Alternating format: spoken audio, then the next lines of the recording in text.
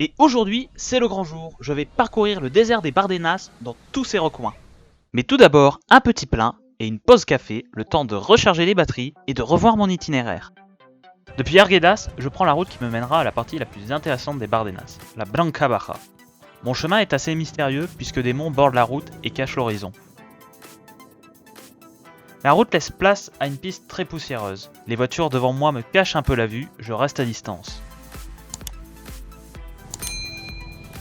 Je finis par m'arrêter à Cabeço de Castil de Tierra et je me rends bien compte que mon idée d'un road trip dans la solitude du désert tombe à l'eau. Donc le désert des Bardenas, pas si désert que ça. Derrière moi c'est vide. Et derrière moi en fait c'est rempli de monde.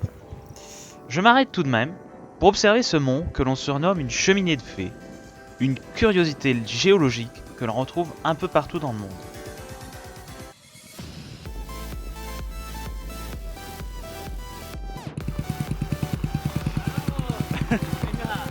Le désert des Bardenas est un parc naturel et une réserve de biosphère. On ne peut pas aller là où on veut.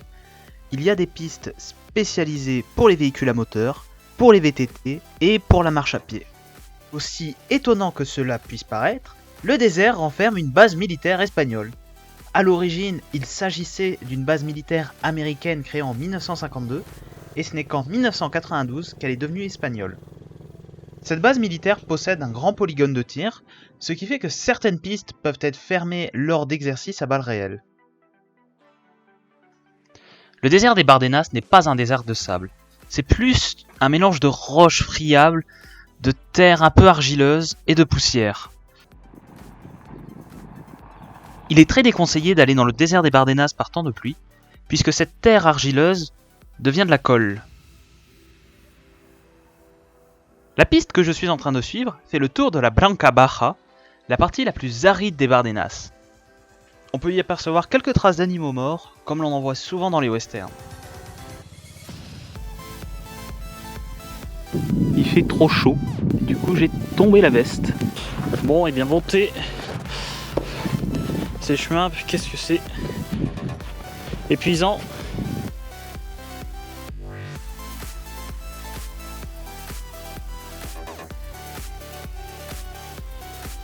Et dans le désert des Bardenas, on croise des motos.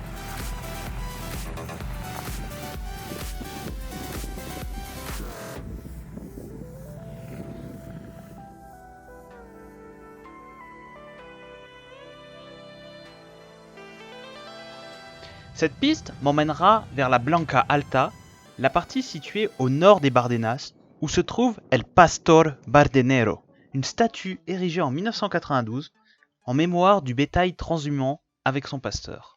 Donc voilà, on a traversé la première fois les Bardenas, il est 14h30. Donc je vais chercher un peu un coin à bouffer. Et après il me reste une partie des Bardenas à traverser. Et ce soir ce sera camping à Herrea de los Caballeros. Après un bref arrêt à un restaurant de Car Castillo pour manger, je reprends la route en direction de la partie sud-est des Bardenas, la Plana Negra. Bon, et bien là il y a à peu près 16h30. Il y a de la poussière sur la caméra, donc il y a à peu près 16h30. Ici c'est la dernière partie des Bardenas que je dois faire. Alors ça va vraiment être... Alors j'ai plus de batterie. Bon, donc je le répète, j'ai plus de batterie. Je vais devoir faire un peu en vitesse pour arriver assez tôt au camping. Donc c'est la dernière partie, la Plana de la Negra, Sancho Abarca. Apparemment ça monte. Et bien on verra comment ça monte. Ici, le monde se fait de suite rare. En effet, il n'y a personne, c'est calme, tranquille. Je crois que j'ai enfin trouvé ce que j'étais venu chercher.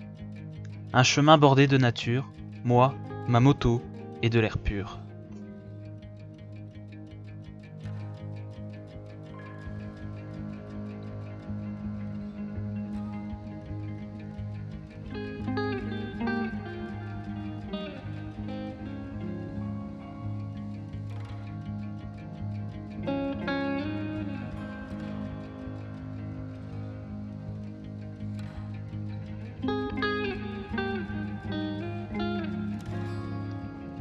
La piste est un peu moins poussiéreuse, c'est plus de la terre battue.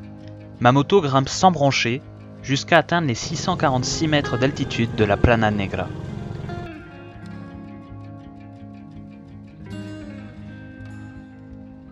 Le coin est beaucoup plus sauvage, il y a moins de monde et comme nous sommes sur un plateau, la vue est magnifique.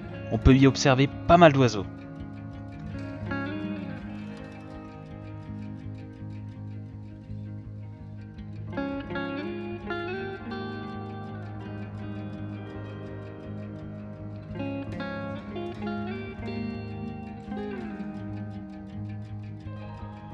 Quelques éoliennes bordent la route à la fin de la piste. Je finis par arriver au Santuario de Sancho Abarca. Bon, eh bien me voilà devant le sanctuaire de Sancho Abarca. Malheureusement, il est fermé. Alors peut-être parce que je suis arrivé trop tard, je sais pas. Là il doit être quelque chose comme 18h30. Et voilà, n'empêche, j'ai dû tracer sur la Plana Negra. Et la vue ici, tout simplement sublime. Je vous laisse voir ça. Donc là j'ai absolument plus rien pour filmer que la GoPro. Alors je vais vite fait retourner au camping, j'espère qu'il reste de la place pour moi. J'en ai terminé avec le désert des Bardenas. Je poursuis mon chemin en direction des Rea de los Caballeros pour dormir à un camping. Eh bien on a passé la nuit dans le camping des Rea de los Caballeros. Maintenant je vais me diriger vers Saragosse, puis après vers le désert des Monegros pour rejoindre Alcanis. Donc normalement c'est censé se faire en 2 jours avec une nuit en camping sauvage. Aujourd'hui il pleut, alors je suis ronchon, je n'aime pas du tout la pluie et je n'ai pas envie de rouler dans ces conditions-là. J'enfile tout de même mon kawaii et trace par la route en direction de Saragosse.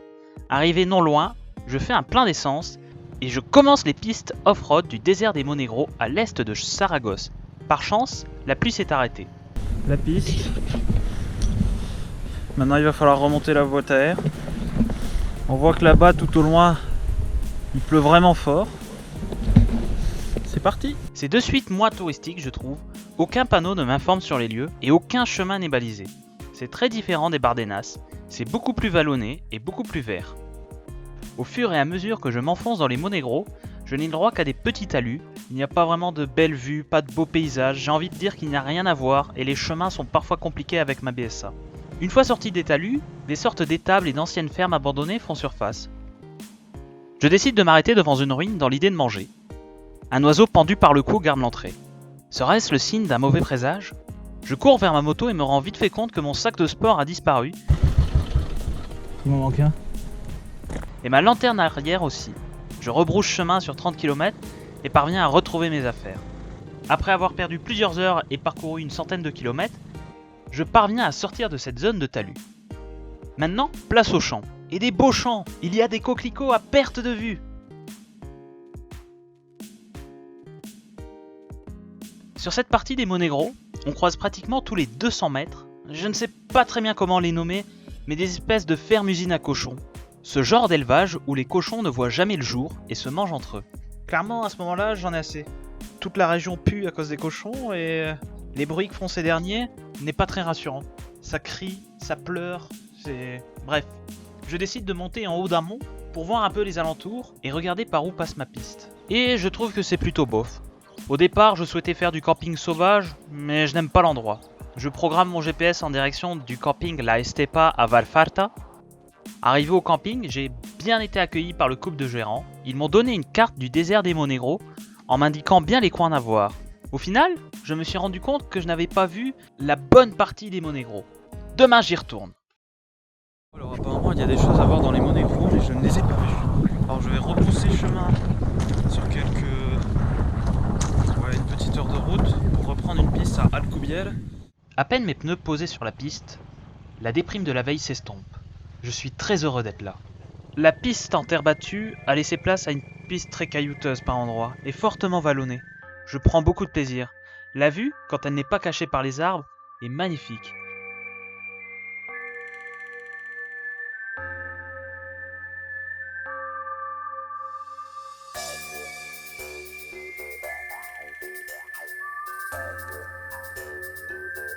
Il y a quelques passages à 20%, mais ma moto grimpe sans brancher en première. Au sommet, les pentes tombent à pic et me donnent un peu le vertige.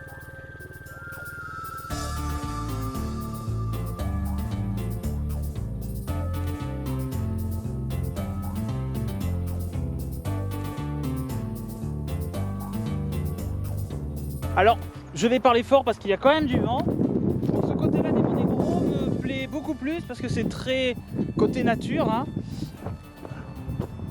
J'ai voulu prendre quelques plans en drone, mais attention, il y a beaucoup de vent. Au loin là-bas, on voit le parc éolien que j'ai traversé, avec encore tout au loin Saragosse. Et puis on voit un peu toute la partie des Monténégro que j'ai pas aimé.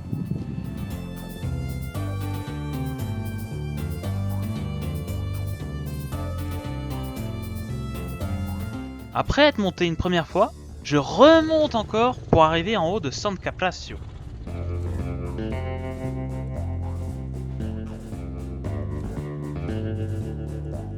La Ermita de San Caprascio, ou l'ermitage de San Caprascio.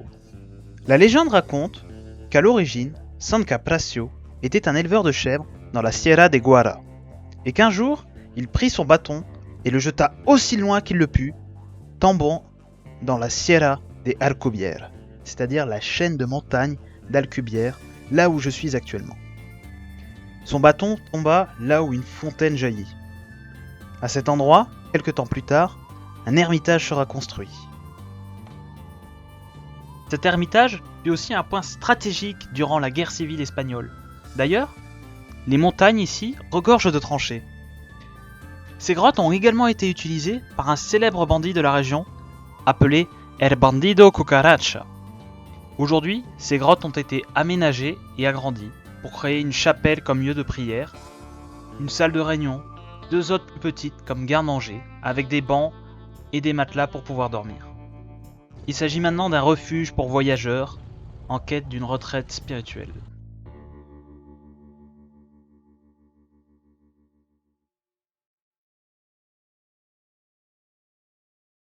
Et ce n'est pas fini. J'ai bien réussi à monter, mais ma phobie sera de redescendre. Oh non, je prends la vitesse là. Oh. Tout compte fait, ce sont des peurs infondées. Je ne prends pas de vitesse et tout se passe bien avec ma moto. J'apprécie beaucoup les chemins au creux des ravins. Ils donnent un super côté aventure. Je croise encore des hameaux abandonnés.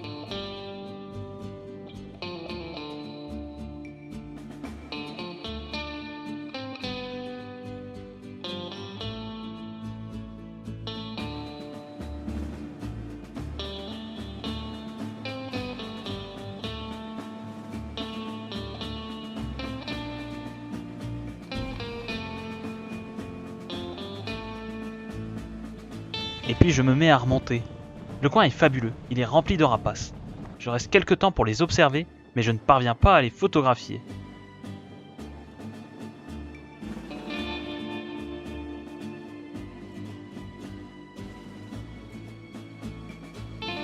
Je poursuis alors mon chemin en direction de l'Ermito de San Miguel. Là aussi, la route est très montagneuse.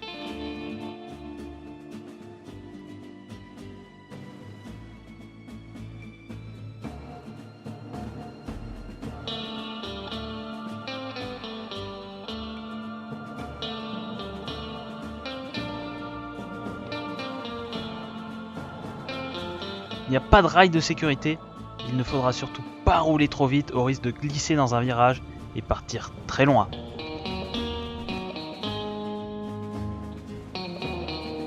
Le paysage est tout autre, c'est de la steppe, on se croirait vraiment dans Lucky Luke. C'est un dépaysement total.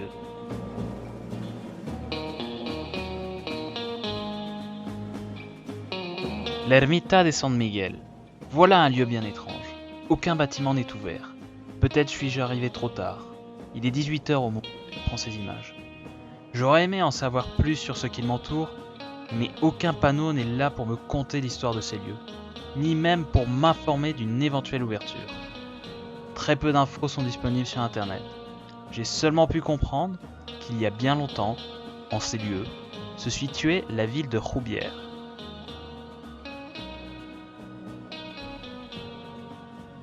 Un mystère à résoudre, mais pour une autre fois. Il se fait tard et je dois rejoindre le camping d'Alcanis. Je profite juste de quelques instants pour observer le paysage avant de lui dire au revoir.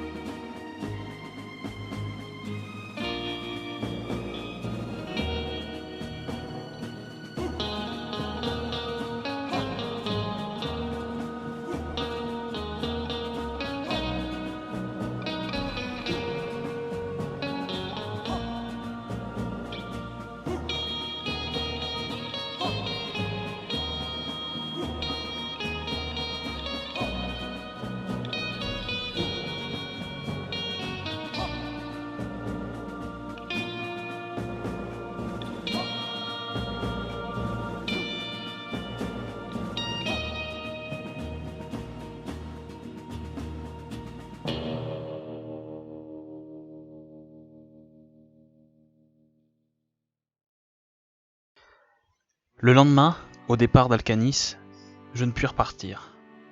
Des soucis liés à un régulateur électronique défectueux font que je ne continuerai pas le voyage. Je ne parviens pas à trouver les pièces adéquates pour ma moto, ou sinon il faut que j'attende 2 à 3 semaines de livraison. Bref, mon voyage s'arrête ici, après avoir parcouru plus de 1300 km, dont 600 km de pistes tout-terrain.